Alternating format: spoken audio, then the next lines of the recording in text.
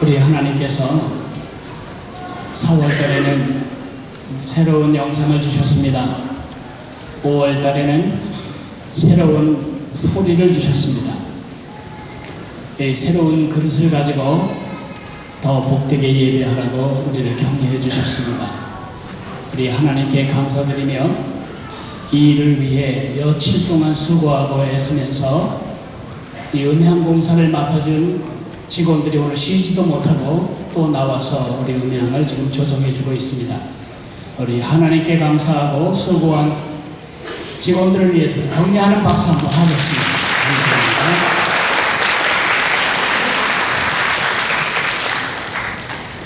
오늘 잘 오셨습니다. 이 다음 세대 축제 주일에 우리가 들을 하나님의 말씀은 사무엘상 2장 12절에서 18절까지입니다. 오늘은 이렇게 특별하게 읽도록 하겠습니다. 화면에 띄어지는 본문을 흰색은 다음 세대들이, 노란색은 우리 어른 세대들이, 맨 끝에 귀절은 함께 그렇게 읽겠습니다. 저는 박자를 위하여, 리듬을 위하여, 조화를 위하여 첫 번부터 같이 읽어보겠습니다. 우리 다음 세대들 준비되셨나요? 시작합니다. 엘리의 아들들은 행실이 나빠 여호와를 알지 못하더라.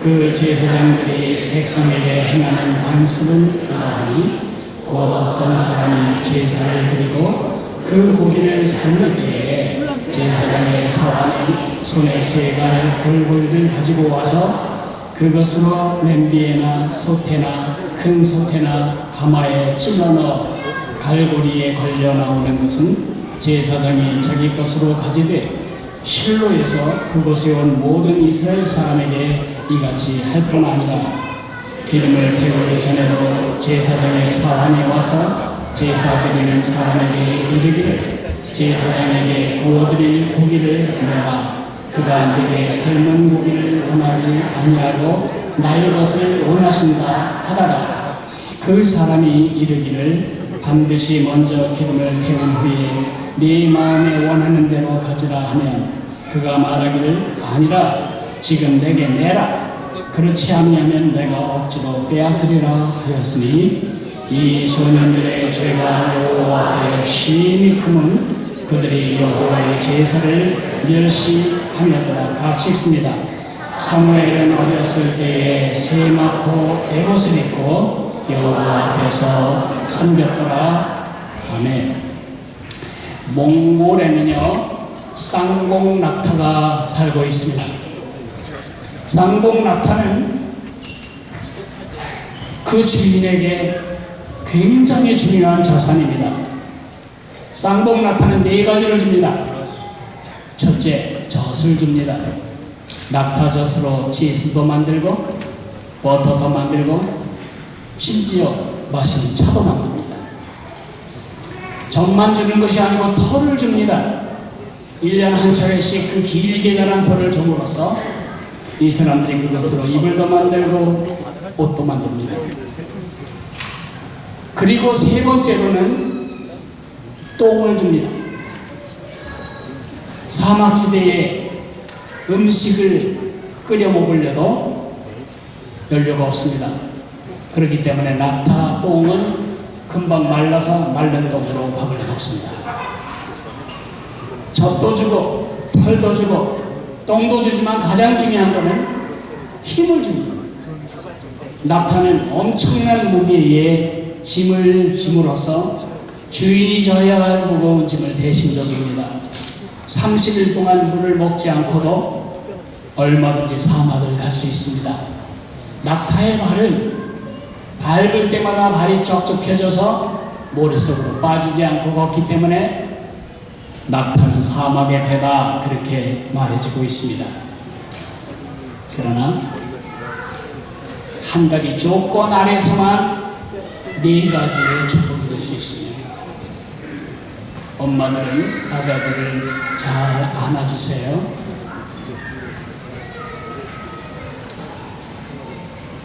그 한 가지는 뭔가?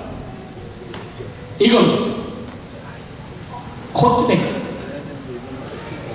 낙타는 40년을 살면서 주인에게 40년 동안이나 젖을 주고 털을 주고 똥을 주고 힘을 주지만 2살 때에 어린 낙타의 코를 뚫어버리지 않으면 이 낙타가 줄 수 있는 건 딱 한 가지밖에 없습니다. 처음이자 마지막으로 줄 수 있는 것은 뭘까요? 고기입니다. 잡아먹는 것입니다. 잡아서 고기를 갈기갈기 썰어서 날려가지고 말려서 육포로 먹습니다. 엄청난 축복이 될 수 있는 낙타가 고기밖에 줄 수 없다면 너무 안타까운 거죠. 오늘 어린이날 다음 세대 축제 주일에 이 자리에 있는 우리의 모든 다음 세대들을 사랑하고 제가 여러분을 축복합니다. 언제 어디서 누구와 무슨 일을 하든지 머리가 되고 꼬리가 되지 말고 위에 있고 아래 있지 말고 구워주되 구워 다니지 않는 삶을 살았으면 좋겠습니다. 딱 한 가지 조건이 있습니다. 이 조건이 되지 않으면 제 축복이 별로 영향가가 없어집니다. 그 축복은 뭐냐면 어린 나이에 콜 뚫어버린 낙타처럼 한 살이라도 더 어렸을 때에 우리 여러분의 어린 마음에 예배를 장착한 것입니다.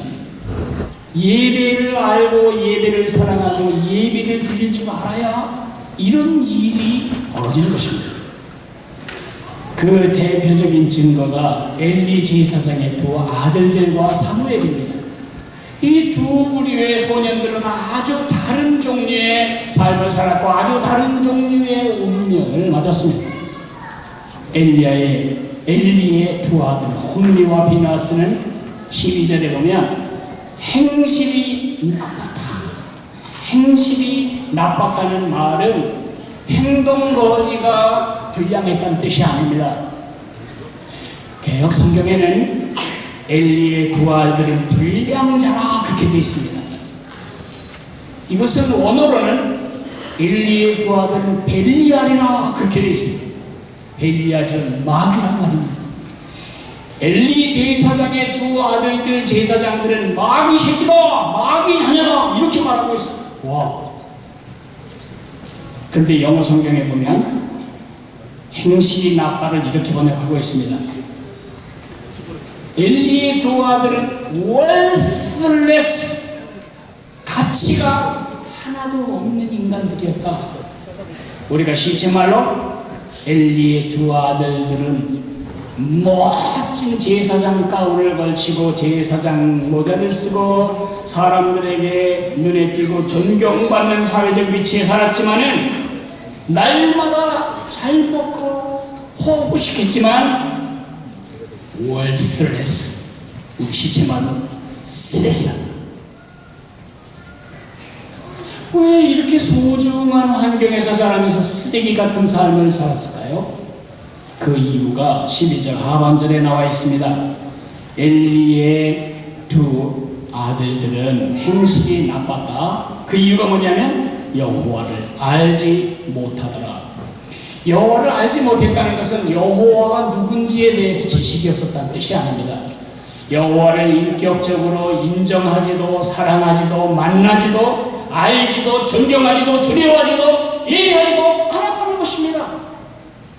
이들이 날마다 예배 현장에서 예배를 돕고 있었는데 이들은 예배가 시시했습니다. 예배가 지겨웠습니다. 예배가 가치 없었습니다. 예배가 멸시되었고 예배를 견디었고 예배를 때웠고 나중에 예배를 파괴했습니다. 제사를 드리러 사람들이 고기를 가지고 오면 제물을 가지고 오면 우리 제사장님들은 뻑뻑한 뒷다리살이나 가슴살 원하지 않아요. 지방이 촉촉히 배어있는 트리플 A 플러스를 원해요. 그래서 하나님께 드리기 전에 제물을 하나님께 바치기 전에 먼저 갈고리를 집어넣어서 걸려 나오는 몫을 자기 몫으로 갖다 자신 분들이에요. 뿐만 아니라 나중에는 성전에서 예배하는 여자들을, 수종드는 여자들을 성적으로 취행하고 폭행했어요. 결국 이들이 예배를 배우지 못했고, 예배가 없었고, 예배가 뭔지를 모르고 예배를 멸시했기 때문에 결국 결과 자신도 쓰레기, 가문도 쓰레기, 민족도 쓰레기가 되게 하고 말았습니다. 어느 날 전쟁이 일어났을 때 엘리 두 아들은 법궤를 메고 전쟁터에 나갔습니다. 법궤가 있으면 이길 거라고 생각했는데 웬걸 법궤는 빼앗겼고 두 아들은 살해당했고, 그날 3만 명의 이스라엘 군사들이 죽임당했습니다. 3만 가정이 우는 것입니다. 밤새도록 가슴치며 울고 또 울고 또 울고 그 다음날도 울고, 온 민족이 가슴치며 울게 만든 장본인이 누구냐? 예배가 뭔지를 몰랐다. 마음으로 예배한다는 것이 무엇인지를 경험하지도, 하나님을 경외하지도, 하나님을 사랑하지도, 하나님을 두려워하지도 않았던 그 두 아들들 때문이었습니다. 그와 아주 정반대의 사람이 바로 사무엘이죠. 사무엘은 어렸습니다. 겨우 젖이 떨어지자마자 성소에 보내졌으니 얼마나 어린 시절에 엄마를 떠난 것입니까? 어렸습니다. 엄마 아버지가 곁에 없습니다. 주변에는 아주 나쁜 불경건한 본이 넘쳐나고 있었습니다. 그럼에도 불구하고 사무엘은 예배하는 일이 몸에 배었습니다. 2장 18절을 보면 이렇게 기록되어 있습니다. 사무엘은 어렸을 때에 세마포 에봇을 입고 여호와 앞에서 섬겼더라. 제일 중요한 것은 어렸을 때에, 아주 어렸을 때에 낙타의 콧구레를 하듯이 그의 마음에 하나님을 알고 하나님을 경외하고 하나님을 사랑하고 하나님을 예배하는 예배가 이 마음에 장착이 된 것입니다. 두 번째, 세마포 에봇을 입고, 에봇이라고 하는 것은 그림에서 보는 것처럼 제사장이 입은 흰 가운 겉에 있는 팔 없는 긴 셔츠 같은 것입니다. 이 에봇을 입고 예배의 형식을 알았습니다. 예배를 어떤 자세로 드려야 할지, 예배의 의식에 어떤 태도로 임해야 할지 알았습니다. 그리고 여호와 앞에서 섬겼더라. 이건 예배의 본질입니다. 여호와 앞에서 하나님을 사랑하고 하나님을 기뻐하고 하나님을 귀히 여기는 그런 마음으로 하나님을 예배했다고 말하고 있습니다. 그래서 그는 그 어두운 사사시대의 어둠을 싹 몰아내고 왕국을 세우는 마지막 사사요 첫 번째 선지자로서 그는 새 시대를 이스라엘에 가지고 온 지도자가 된 것입니다. 엘리의 두 아들 사무엘, 어떻게 이렇게 다를 수 있지? 어떻게? 그 예배 때문입니다. 예배는 크리스천의 삶의 심장입니다. 제가 손도 움직이고 입술도 움직이고 눈도 여러분을 쳐다보고 있지만, 만약에 제 가슴에 지금 심장이 멎어버린다면 아무 일도 일어나지 않습니다. 크리스천의 삶의 심장은 뭐냐? 예배입니다. 예배가 죽은 사람은 죽은 크리스천입니다. 명목상의 이름뿐인 껍데기만 크리스천이지, 예배를 잃어버린 것은 속은 세상 사람과 다를 것이 없습니다. 예배를 조기에 정착시켜야 할 이유, 어린 여러분이 어려서부터 예배를 사랑하고 예배를 통해 하나님을 높여야 하는 이유, 여러분의 자녀들이 정말 하나님과 사람 앞에 존귀한 생애를 살기를 원한다면 조기 영어보다, 조기 태권도보다, 조기 산수보다 더 조기에 해야 할 일이 있는데, 그것은 하나님을 예배하는 마음이 장착되게 해야 되는 것입니다. 세 가지 이유를 말씀드리겠습니다. 첫째는 하나님의 가치 때문입니다. 하나님이 가장 귀하신 분이기 때문에 우리 아이들이 귀하신 분을 귀하게 섬기는 법을 예배를 통해 배워야 하는 것입니다. 우리 다음 세대 여러분들에게 내가 묻겠습니다. 답을 말해보세요. 최고로 높은 분이 누구시죠? 하나님이시죠. 맞았어요.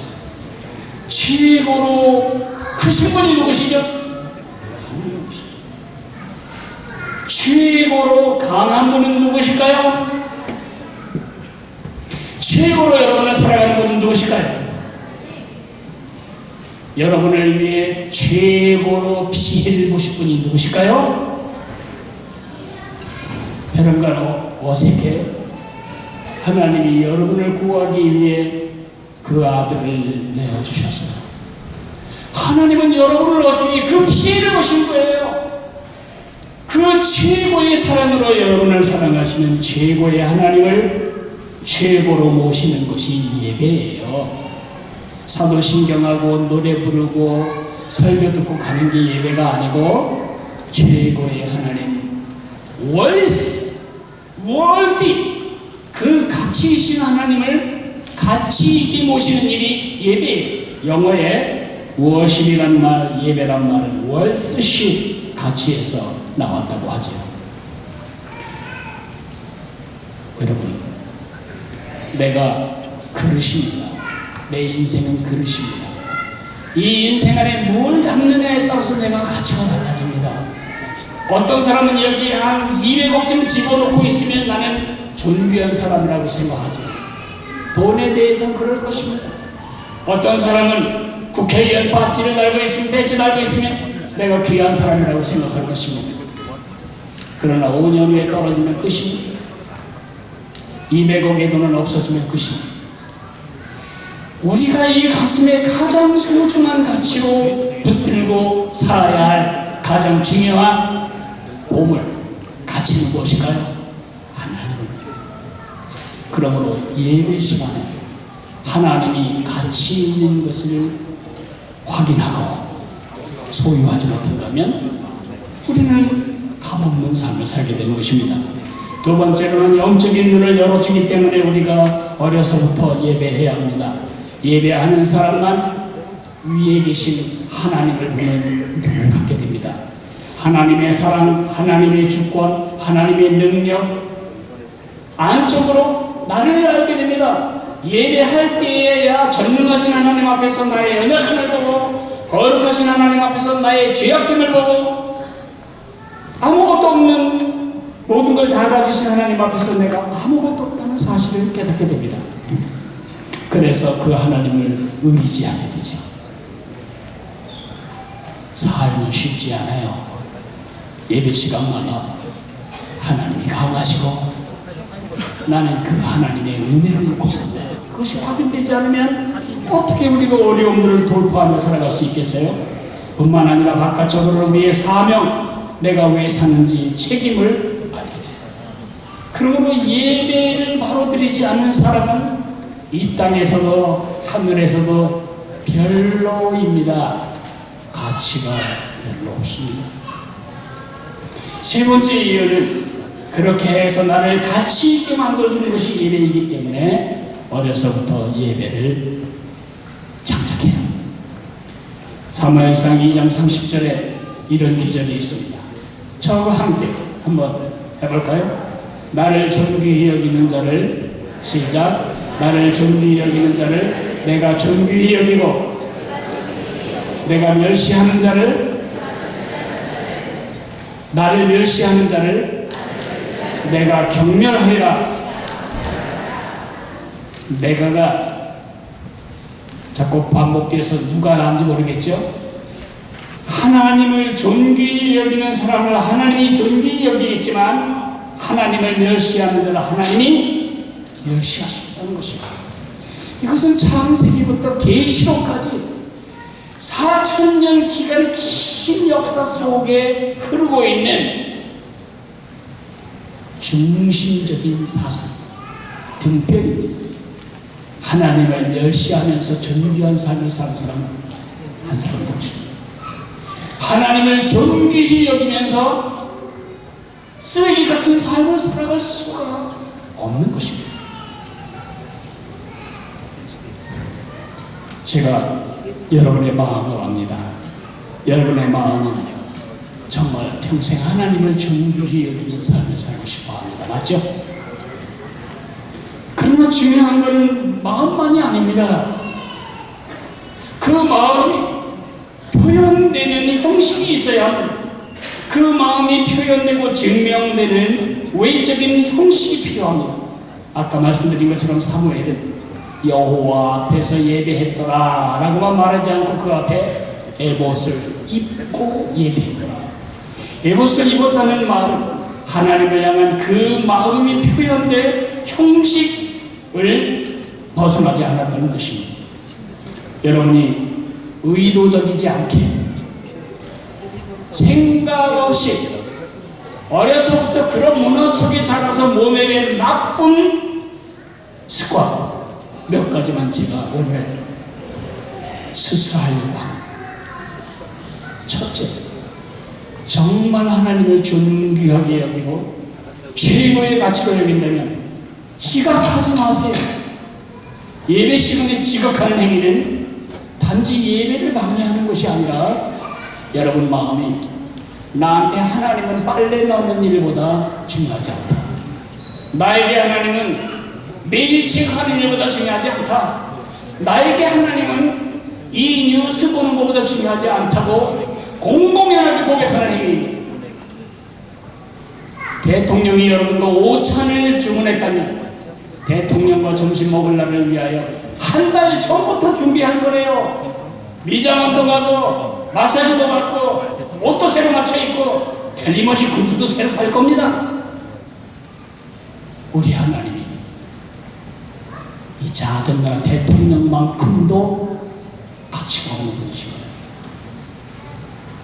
하나님께 예배하러 오는 마음이 하나님을 시시하게 여길 때 여러분은 이 일 저 일 다 하고 그리고 교육이 때문에 늦어지는 것입니다. 두 번째, 맨손으로 오지 마세요. 성경에서 분명히 말하면 내게 나올 때는 빈손으로 나오지 말지니라 그랬어요. 여러분이 선생님을 찾아가도 시어머니를 찾아가도 친구 아버지를 방문해도 돼지고기 한 칼, 소고기 한 근 사가지고 가는 법 아닌데 어떻게 나의 생명이신 하나님께 예배하러 나오면서 맨손으로 달랑달랑 나와요. 공짜 음악 해오는 것처럼. 그걸 지금 여러분 자녀들이 다 보고 있습니다. 그래서 많은 교회는 접시를 돌리고 헌금통을 돌리죠. 저는 그렇게 하지 않아요. 앞으로도 안 할 겁니다. 헌금은 여러분이 하나님이 기뻐서 하나님께 드리는 것이어야 하기 때문입니다. 문제는 이것이 우리 교회에서 하나님께 맨손으로 와서 예배하는 나쁜 습관을 키운다는 것에 대해서 참 하나님 앞에 책임이 큰다니까. 여러분이 재정적으로 경제적으로 풍성한 삶을 살아야 할 축복을 제가 못 가르칠 것입니다. 하나님께 인색하면 여러분 삶이 인색해집니다. 세 번째, 마음을 실으세요. 예배의 마음이 실리지 않으면 그건 예배가 아니에요. 그건 종교의식입니다. 드르륵 하고 휴대폰 나오면 다 메일 체크하고 카톡 대답해주고 어떤 사람은 저기 나가면서 전화 받아요. 알았어, 나 예배가 금방 끝날 테니까 꼭 갈게. 대통령 앞이라면 그렇게 하시겠습니까? 응? 얼마나 무리한 일인지. 커피 한 잔 타가지고 와서 다리 꼬고 앉아서 가면 듣듯이 예배하는 일이 그것이 하나님을 정말 소중히 여기는 자세인가요? 예배 끝나고 나서 테니스장 가려고 몸빼 바지 입고 와서 예배하고 슬리퍼 신고 그렇게 예배하는 것이 정말 하나님을 소중히 여기는 여러분의 자세입니다.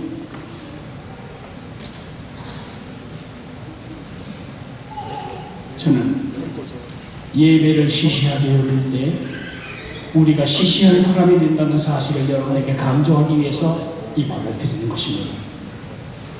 자유롭게 옷 입는 것에 대해서 내가 말하는 것이 아니라 여러분 마음이 여러분의 형식을 나타내고 있기 때문에 여러분의 형식이 여러분의 마음을 보여주고 있기 때문입니다.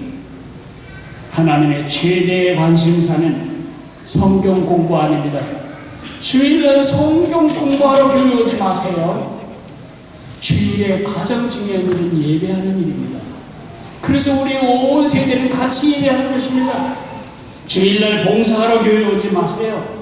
주일날 예배 안 하고 예배 시간에 멘토를 하거나 다른 데 가서 섬기면 여러분 스스로 이렇게 자기 일을 정리하는 것입니다. 나는 교회 노무자다. 하나님은 여러분을 노무자로 보지 않으십니다. 하나님은 여러분을 그의 자녀로 보십니다. 하나님을 만나고 하나님께 예배하는 일이 1번째 우선순위입니다. 교제하러 교회 오는 분도 있습니다. 그렇지 마십시오. 그건 다 예배 다음에 오는 순서입니다. 하나님은 최대의 관심사로 여러분의 예배하는 마음을 보고 계십니다. 왜냐하면 그 예배가 여러분을 귀하게 만들기 때문입니다. 그 예배가 여러분이 하나님과 여러분 자신과 세상을 바라보는 눈을 열어주기 때문입니다. 그 예배가 여러분을 존귀케 하기 때문입니다. 예배를 최고로 중히 여김으로써 한평생 머리가 되고 꼬리가 되지 말고 위에 있고 아래에 있지 말고 구워주되 구우러 다니지 않는 한평생 사시기를 주님의 이름으로 축복합니다. 이제 곧 이어서 우리가 유아 세례식을 할 것이고 유아 세례식이 끝나면 다음 세대를 축복하는 의식을 확인하도록 하겠습니다. 유아 세례 받을 대상자가 5명인데 5명의 아가들이 이 앞으로 올 때 여러분들이 환영해 주시기 바랍니다. 입장하실까요?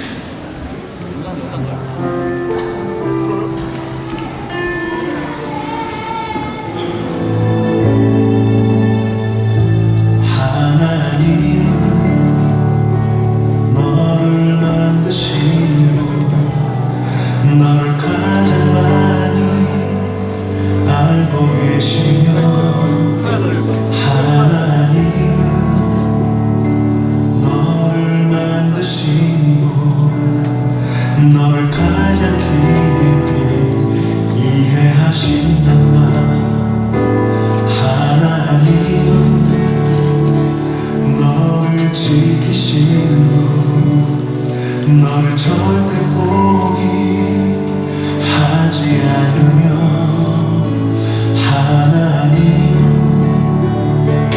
너를 지키시는 분 너를 쉬지 않고 지켜보신다. 그의 생각 셀 수 없고 그의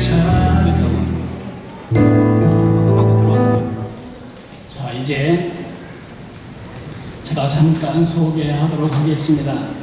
이름을 부르면 아가의 엄마 아빠는 아가를 안고 한 발짝 앞으로 나왔다 들어가서 강하리, 권세인, 권은재, 김다솔, 이시안, 오늘은 이 5명의 아가들에게 유아세례를 베풀겠습니다.